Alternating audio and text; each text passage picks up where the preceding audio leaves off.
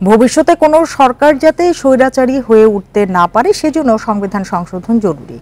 রাজধানীতে এক আলোচনায় এমন মত দিয়েছেন বিশেষজ্ঞরা। একচ্ছত্র আধিপত্য ঠেকাতে প্রধানমন্ত্রীর ক্ষমতায় ভারসাম্য আনারও তাগিদ দেন নাগরিক সমাজের প্রতিনিধিরা।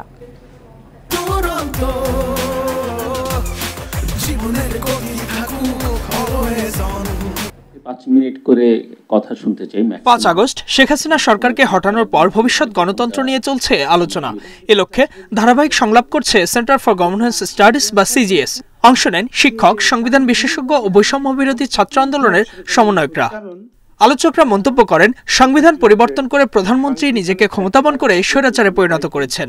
পরিবর্তন না আনলে আগামীতে যে ক্ষমতায় আসবে সেও একই আচরণ করবে। একনায়কত্ব আমরা লক্ষ্য করেছি, সেটা ব্যক্তিকেন্দ্রিক একনায়কত্ব হলো, তার মধ্যে সেগুলো করা হয়েছে সংবিধানের আড়ালেই, অর্থাৎ সাংবিধানিকভাবে পথ পদ্ধতি তৈরি করে সেগুলি করা হয়েছে।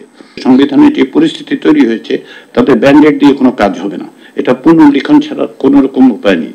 ধ্বংস করা অনেক সহজ, কিছু নতুন করে গঠন করা অনেক কঠিন।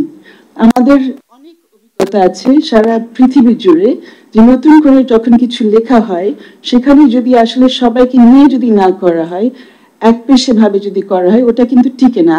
সংবিধান সংশোধন বা পরিবর্তন কিভাবে হবে তা নিয়েও আলোচনা করেন বিশেষজ্ঞরা।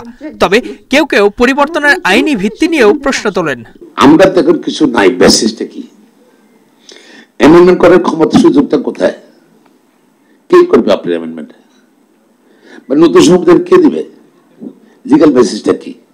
তো যদি কনস্টিটিউয়েন্ট অ্যাসেম্বলির কথা আমরা বলি, গণপরিষদ, তাহলে এই সরকার একটা ইলেকশন দিতে পারে, গণপরিষদ গঠন করে সেই গণপরিষদটা ইন্টারিম গভর্নমেন্ট হিসেবেও কাজ করবে, প্লাস আপনার সংবিধান রচনা করবে। এ সময় স্থানীয় সরকার উপদেষ্টা হাসান আরিফ বলেন, গণঅভ্যুত্থানে নেতৃত্ব দেয়া ছাত্র জনতাই নেবে সংবিধান পরিবর্তনের সিদ্ধান্ত।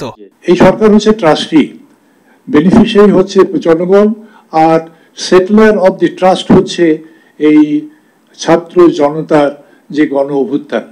সুতরাং আমাদেরকে এই ছাত্র জনতার কাছে ফিরে যেতে হবে এই সম্পূর্ণ বিষয়ে সিদ্ধান্ত দেওয়ার জন্য।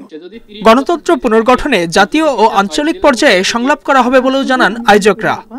Ijazur Rahman, independent news, Dhaka.